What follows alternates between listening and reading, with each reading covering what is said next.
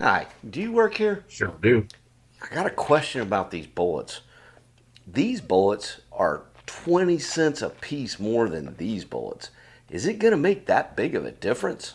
Those cheap bullets are so inaccurate, they're not really safe. What the fuck? Old man Taylor, coming to you from the reloading bench. Today's topic, precision versus economy. This video will be a standalone video on its own, but it is technically a part 2 to a video that I did. I had lots of comments in there on that. And really, just to separate the two videos, the first one, I went through changing one component for an economy version versus a standard. And at the end, I fired a completed cartridge of the economy version versus the standard. So what are we going to do different today? Well, when I read those comments, and you guys left me some spectacular comments, I really do appreciate that. Please continue that and tell me what you thought of this one as well.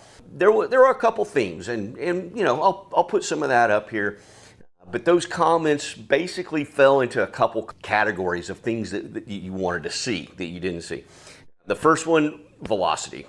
I intended to give you that on the last one. I had a malfunction with my chronograph on I think it was the very first shot. So I had no speeds in the first video.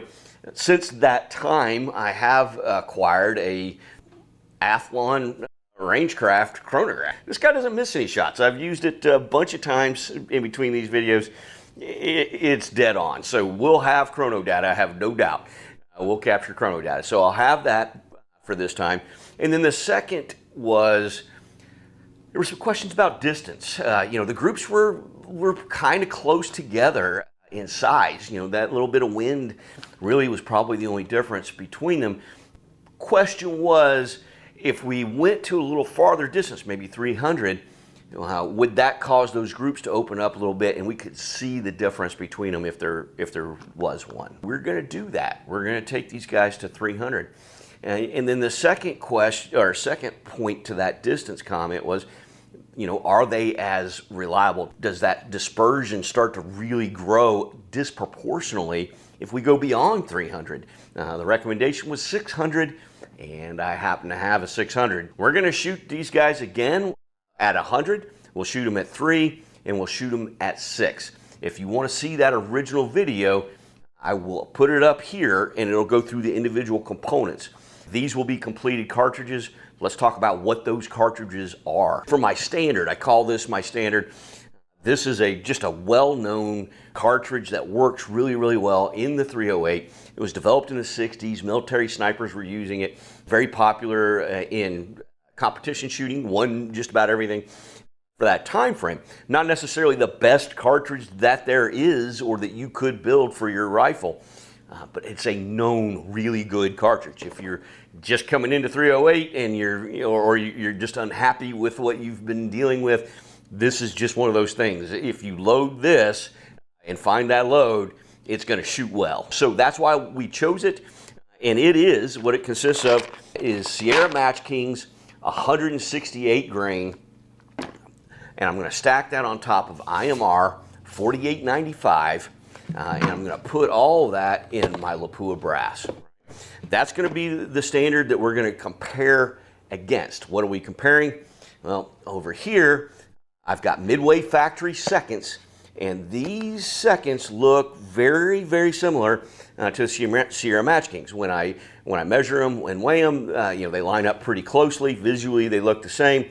I did order several hundred of these, and I did sort them. I went by weight and ogive to their base and sorted those out, and there wasn't a big difference. But I did create 3 groups. I created, you know, heavy, mediums, and lights basically, and I'm shooting those under TAC, which is a, you know, cost-wise, they didn't used to be that far apart, but they really are today. Now the thing about the TAC versus the IMR, this is an extruded powder, a little more temperature stable is what they say. This is a ball powder, not as temperature stable. But I will say this, if you're throwing your charges and you don't weigh them, this is more consistent because it's a ball. And you know, it just, that volume metering works better than sticks. and that extruded powder is a stick. In my experience, this is probably slightly superior to this as far as consistency and temperature. But if I'm going to throw the charge, this one's going to give me a more consistent charge, and that may offset those two things depending on how you're doing it. Of course, I'm going to weigh these charges, so we won't get that advantage today. Then the range pickup brass that we're using is the exact same federal brass that I picked up, fired through my rifle one time, and then we shot that first comparison video. I've cleaned this brass. It's the exact same brass. We're going to use it again to compare against the Lapua, which will also, by the way, be on its third firing. So they'll both be 3 times fired brass for consistency. Once again, can you do better than that? Do you anneal? Do you not anneal? All those questions, they're prepared exactly the same, so that won't be a factor. Okay, so that's what we're doing. I'm going to load this exactly the same way that I did in the first video, but if you want to, really watch that loading, I spent a lot of time on that first video doing that. Go watch that. That's how I prepared these cartridges. I'm going to do that again, exactly the same way, and then we're going to the range, and we'll see what they do. All right, see you at the range. Today, I am at Outpost Range in La Canta, Florida. I've come to this range particularly to do this test because my targets at 300 and 600 are electronic targets, and they provide an iPad. They'll let us see that very well. As you know, I digitascope at 100, and it really is not very effective much farther than 100 yards to see the individual bullets as they hit. For longer range stuff, I absolutely will be using Outpost for that reason. This is an incredible range, by the way. It has a lot of other things going on. I probably will be making some videos showing some other stuff too. Pistols particularly is going to be pretty interesting here. They also have some steel to ring. If you're interested in stretching out your 100 yards, do your homework on your dope. Get your groups, down in that 1 inch or 1 MOA at 100 yards. And then, come on out and give that a shot here. It's a pretty fun experience if you haven't done it before. All right, let's see what happens.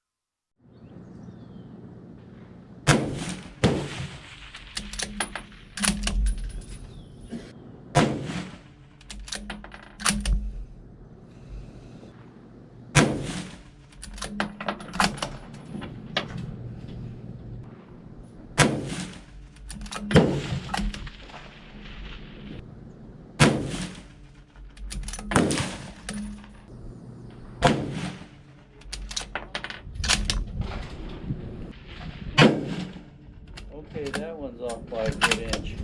High. Yeah, I'd call that second right. shot perfect, though. Yeah, right between them.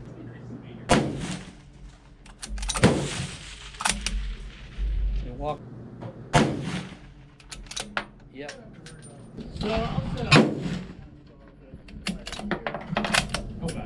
All right. No, I just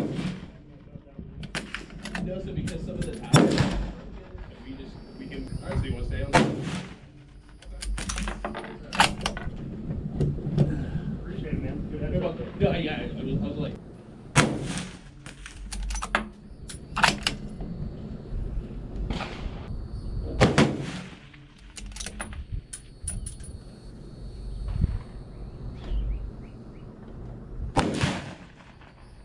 Back from the range, I got a target, I got some data. Let's talk about the targets, and of course I'll put this up.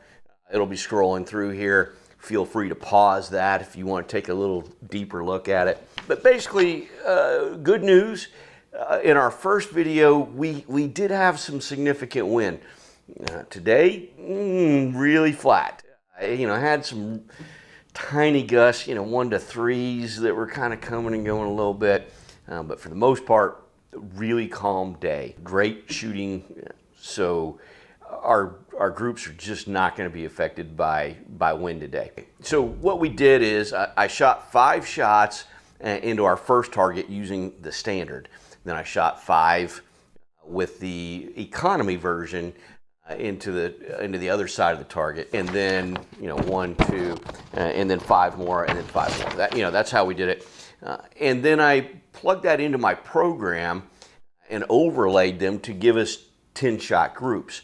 All right, that gave us an advantage in a couple ways. One, we can actually see the difference between a 5 and a 10-shot group. If we're out shooting 5-shot groups and, thinking, hey, I'm doing great, but every once in a while I got one that, we just won't talk about that one. When we put them together, we can see, the more shots we have, that dispersion tends to grow, and it tells us really what we're doing. Kind of like that, just being able to see the difference. If we look at those groups, each 5-shot group is well under, an inch. They're most of them near ½ inch. But that doesn't mean I'm shooting ½ inch groups. When I overlay them, I see a better picture. And that picture here is what the overlays are going to look like.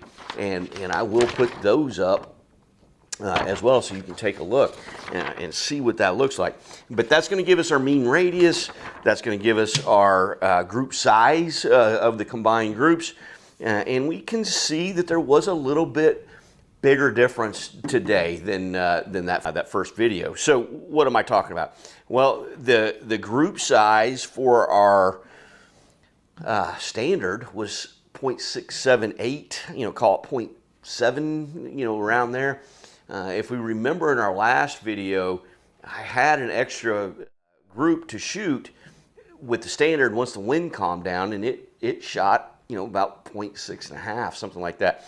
So this aligns with that. That does tell us we thought we had a flyer in the first one from wind, and now we've got 2 10-shot groups to tell us that, yeah, we did. That this is shooting on average just under 0.7. How did our economy load do? Not horrible at all. It shot 0.984 is what that composite group looked like. So once again, sub 1 inch. So end use really dictates here whether that is a significant difference to you or not. If you're shooting precision, shooting competition, it probably does matter. If you're trying to go for more of a hunting round or just want to shoot sub MOA, there's no difference between the two. They're both going to achieve that for you. But this did confirm that there was a little bit of a spread there. Now, whether that holds through 300 and 600 yards, we'll see. But that is what this, and once again, 10-shot group is really not statistically significant. It's more accurate than 5 for sure, but it's not as accurate as 100. It's just not practical for us to do that. We're going to use this evidence. We're going to compile evidence to point us towards the conclusion. None of this is going to be definitive, though, because we're just not shooting those really high number of groups. You've heard me say that a bunch, right? And it's just true. So now we've got more evidence from our first video. It showed that there probably was a difference. That standard was a little tighter, but that wind was the difference. So 5-mile-an-hour wind makes them the same, pretty much. When we went out today, we confirmed that at the 100. That's what it told us. Now, let's talk about standard deviation. This was a bit of a surprise for me, to be honest. I expected the factory seconds to have a significantly larger velocity spread between them. Didn't really. The SD on our standard, the way that I loaded them, you guys saw me do that, 8.9 is what we got, which is respectable. It's a single-digit number. It's on the high end of the single-digit, but it's still a single-digit number. Our ES was 30.5. Okay, and I'll put up all 10 shots there and have that all averaged together for you. On our economy side, not significantly worse. 9.5. So, barely single-digit, but still single-digit, and only a little, 0.6% worse than our standard. That's not much to write home about, especially on a 10-shot group. Really could just be noise there. The ES was 34.1 extreme spread from our fastest to slowest versus that 30.5. Once again, yeah, that's about the same. A 10-shot group's really, really close. I was definitely surprised by that more than I think anything else. I thought the groups would probably be a little closer together in size, but that ST and ES, man, they were right. They were touching each other. So I was shooting some other things for some more videos while I was there. I ran out of time, so I didn't have the opportunity to shoot the 300 and the 6 while I was there on this trip. I will go back and do that. And so let's take a look at the 3 and the 6 and see, does this hold, or do they start coming back together?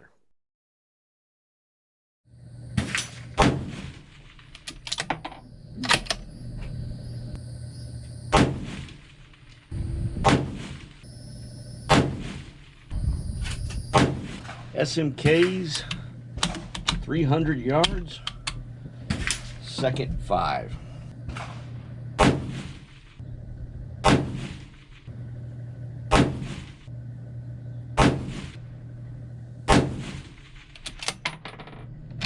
$300, factory seconds, first 5.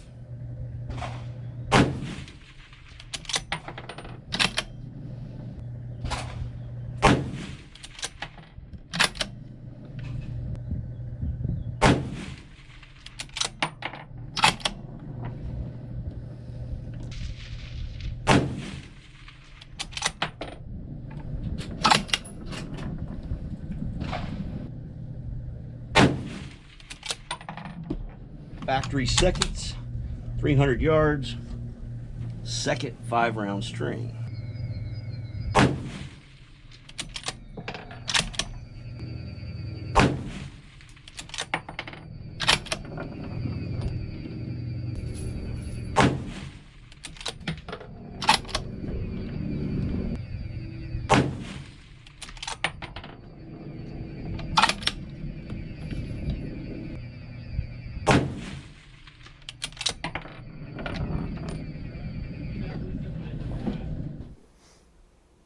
Back from the 300, what do we got? Well, I have paper, but don't have the targets because they were electronic and on the tablet.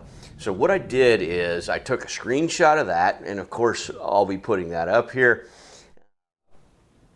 But I ran that through my computer program, and it was able to see the target, it was able to find the shots, it was able to get the reference. So I'm still able to go ahead and plot that, and I will put these up too as we go through this. So why did I do that? Well, that gives us that mean radius that we just don't have on the tablet. I've got MOA and I've got inches, but I've got to actually scroll through the tablet to show that as well. So that'd be separate pictures. I can put it all together right here, and then it's in the same format as our 100 as well. So what do we get? Well, we should put an asterisk on this as well. I did not have time to shoot the 3 and the 6 the last time I was at the range. I shot the 100, and some time went by in between my range sessions. It was in the low 70s when I was shooting the 100. I hate to say it, but summer's here in Florida. By the end of the day, we were into the 90s. About 20-degree difference, I'd say, on the 2 range sessions. The 300 I shot in the morning, so it wasn't, a huge difference, probably about 15 degrees, something like that, maybe 10. But it was a little warmer. Now, the reason I'm calling that out is because ball powders are thought to be more temperature sensitive. And let's see if that played out here or not. I loaded all these cartridges at the same time. So we should have a really similar SD. It should have similar velocities regardless of the fact that there was some time in between these shots, these sessions. The 300, the standards, my group opened up a little bit. So I've got a 1.006 MOA group, got a 1 MOA group. If you recall, I was under 0.7 at the 100. So my group opened up more than just the distance. The inches, 3.16. More than if I would have just taken that 100 and multiplied it times 3. A little more than that. What about my SD? My SD was 10.6. It actually did go up, crossing that double digit. 1% higher. Not a big deal, but it did actually have an impact. Something did. My ES went from near 30 to 38.7 is what the ES turned out to be. So the rounds are a little less consistent on the 300 than they were a month ago or a month and a half ago on the 100. Just the way that turned out. Now, how'd our TAC do? How'd our economy version go at the 300? So our velocity was average velocity was about the same. My spread opened up about the same amount as the standard did. It went up to 0.122, and if you remember, it was just under 1 MOA. So, you know, about 0.2-ish, that's about what the other one did too. What did our standard deviation do? It was not as good. It was 14.2. Now, still, that's still a respectable number, but it is more like 5% increase. The extreme spread's 47.9. So I definitely had a little more range in there on velocity than we had with the exact same cartridges loaded the exact same way. The only real difference was, you know, some outdoor temperatures starting to get a little warmer. So the 600, we shot the 600 in the afternoon. It was all out hot. And if you watched, if you listen to, you know, while I'm shooting the audio, you'll hear the fans running in the background. It was pretty warm. So let's take a look at the 600 and see what happened.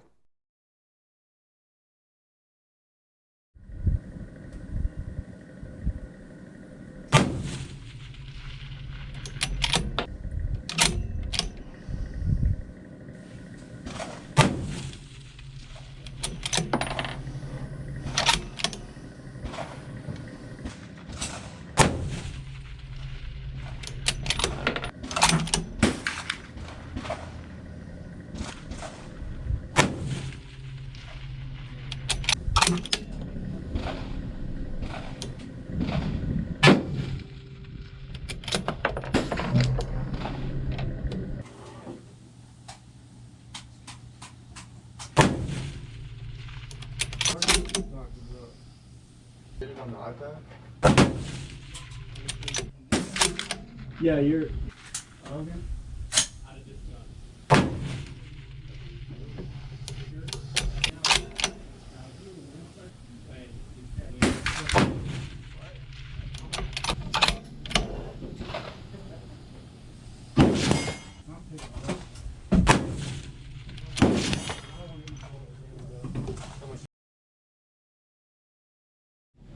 Factory seconds, shots 1 through 5, 600 yards.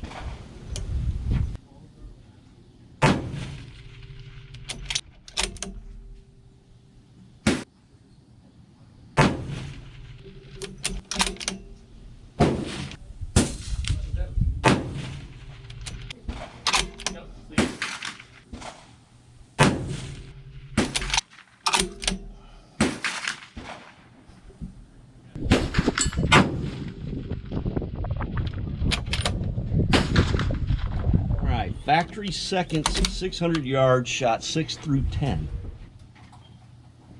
See y'all say. Okay, which number are you shooting at?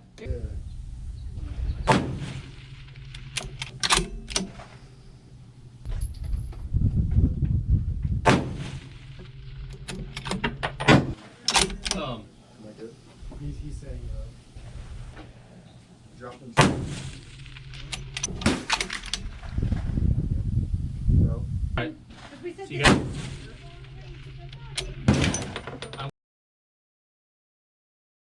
Same game on the 600. I took those screenshots, plugged them into my computer.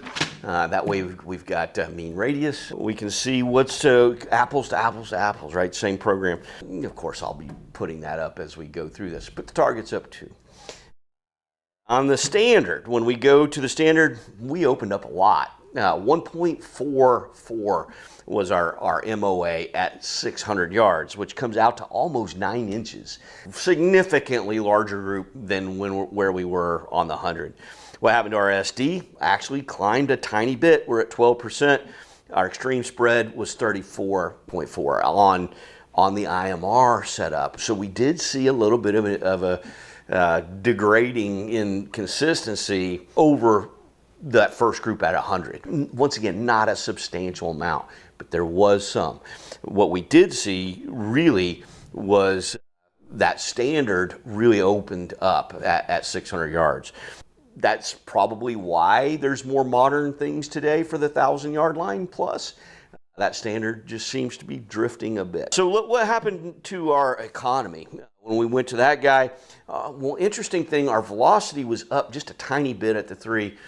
It's up another tiny bit. So not a big deal. 2503 is what we're running now. Our group opened up once again, significantly more than just the distance. So our MOA on the economy version, 1.74, which came out to almost 11 inches. The tack degraded faster than the IMR or the factory second or the brass. All that came together to show us at 600 yards, we had a 1.4 versus a 1.74.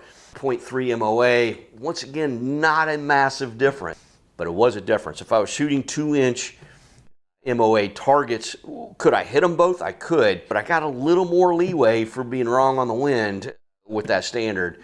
Not a huge amount, a small amount there. That's what the data said here. What does that mean altogether? Well, if we go back to the 100, we can see the 100 was pretty consistent with our first video. There's really less of a difference between these there, but as we moved through the 3 and the 6 and our temperatures picked up, we did see the MOA start to open up a little bit between the two, and it stayed fairly consistent. It wasn't an exponential growth. When we went to 600, it didn't get twice as big as it was at 3. It maintained about that same difference all the way through, which was in MOA. So our inches did grow, of course, but they grew proportionally to our range. The difference in consistency from 1 to 6 stayed pretty similar, very close to the same. Temperature-wise, it's the only thing I can really attribute to our SDs and our ESs changing between the two groups, and it does appear the TAC did fare worse than the IMR. Didn't have a major impact downrange. If we look at the target, interestingly enough, if we look at these, we can see our point of impacts, really, they were almost identical all the way through this thing until we got to the 600. And when we look at the 600 with the economy being over here, you can see we're well lower, even though our velocity was a lot higher. We did have a point of aim difference at 600 that we didn't really have much of at 300, and it was nearly undetectable at 100. Farther out we go, we're seeing that their point of aim is definitely gonna be different. You would need different dope, and you would have to correct your calculation for those different distances once I'd say once you left about 300 yards. You can see the green line is my point of aim. It was very similar. It was a tenth of a millish. So I hope you enjoyed Precision versus Economy Part 2. Hope I answered the questions that were in the comments. Go ahead and give me more, guys. If you want a Part 3, you want to see me do something different here, be happy to do that. Enjoyed this. If you haven't already, obviously, please subscribe, like, leave me a comment, help the channel out. Very much appreciate it. Thank you.